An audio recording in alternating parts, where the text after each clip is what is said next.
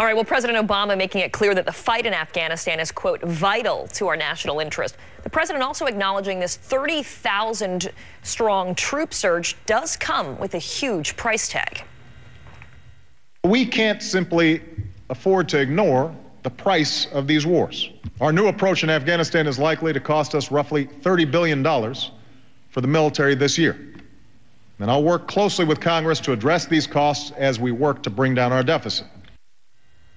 Well, it is a lot of money, and it's a lot on the line for America's military as well, who've already been at the fight for 8 years. Here with the AM Breakdown this morning is Krista Freeland, U.S. Managing Editor of the Financial Times, and also in our D.C. Bureau, Paul Rieckhoff. He's the founder of Iraq and Afghanistan Veterans of America. Great to have both of you with us, offering different perspectives, but on the same thing when it comes to sacrifice, both financially, but also with the actual people that we're dealing with here. But I want to start with you, Krista, to talk about the fact that we've spent about $1 trillion at least since the wars in Iraq and Afghanistan started. And the president last night was careful to say we need to start being mindful of the economic cost of war. Have we not been before this?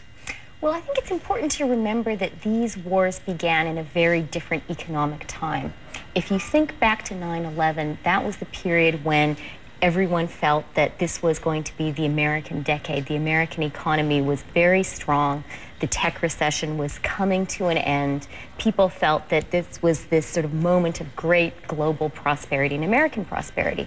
I think the economic picture looks really, really different now. Not only is unemployment above 10%, that's a huge number, but there are very, very great concerns about the deficit, partly because of that Iraq war. So not only do people not have work, but what the government is looking at is reining in its own spending. And Paul, you know, the other interesting thing is $30 billion price tag that the president referred to yesterday and that many of the pundits have been talking about does not even include what happens after these veterans come home. We're talking about spending in the $50 billion range for the Veterans Affairs Department and the fact that you're going to have to care for some of these wounded veterans for the rest of their lives. How does that factor into all of this? Well, it should factor into it in a big way, but unfortunately, a word you didn't hear from the president's mouth last night was veterans. So, you know, our organization is trying to focus the American people and the leaders here in Washington today on focusing on those back-end costs, not just the planes and the trucks and the weapon systems, but the surgeons, the caseworkers, the psychologists. They're going to be necessary on the back end to take care of our troops, 800,000 of whom have already been there more than once. So there's going to be a tremendous human cost behind this plan. We've got to get the American people focused on that and thinking proactively about how to care for these folks when they do come home. So a lot of huge challenges, as we've seen here. One of the solutions that has been met with some mixed reaction is one congressman who's talking about a war surtax, anywhere between 1% to 5%, that everybody shares in this sacrifice. How realistic is that, Krista?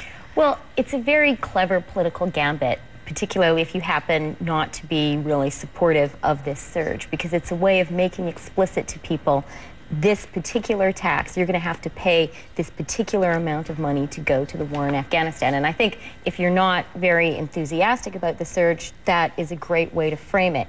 Is that likely to go through?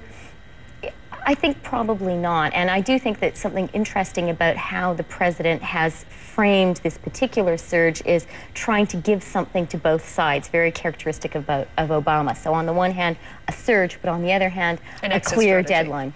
And Paul, I want to ask you about that Congressman Obie's plan. Again, as Chris just said, for people who are not in favor of the surge or in the war in general, this is sort of a clever way to put a price tag on what each person pays. But he has been saying that what we don't have is a shared sacrifice, meaning we were just looking at the people who have been deployed 6 times in David Mattingly's piece at some of our bases around the country, and others who have really been far removed from the sacrifice of the wars in Iraq and Afghanistan. How is that reconciled?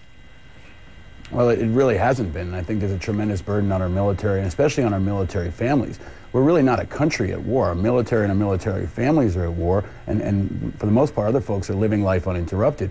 So, you know, another key factor here that must be considered is the VA healthcare budget right now is 62 days late. As the president stood before the American people and talked about resourcing this war, Congress is still not past the VA budget. So if we're serious about supporting the troops and serious about supporting our veterans and their families, we've also got to put our money where our mouth is here in Washington. And Krista, how does this affect other initiatives, the stimulus, helping in job creation, and of course the big looming health care reform debate that still is not resolved, but very expensive if it indeed is passed.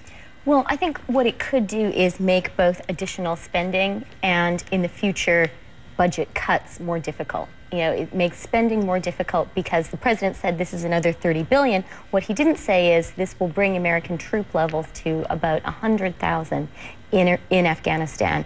And sort of the back of the envelope calculation that the White House uses is $1 million per soldier per year. So that's $100 billion. That's a lot of money. That makes additional spending much more difficult, particularly given that you have this huge debt and deficit and the constraint. And the White House talking about how, you know what, next year we're going to have to start focusing on spending less money. So it leaves much less money for everything else. And that's where I think, to Paul's point, you're going to have particularly the part of America that's not engaged in the war. If we don't start to see, even a year into this, some real effects of the surge, people saying, why are we spending $100 billion in Afghanistan when I don't have a job here in America? A lot of good points from both of you, Krista Freeland and Paul Rieckhoff. Thanks for joining us this morning. Thank you, Karen.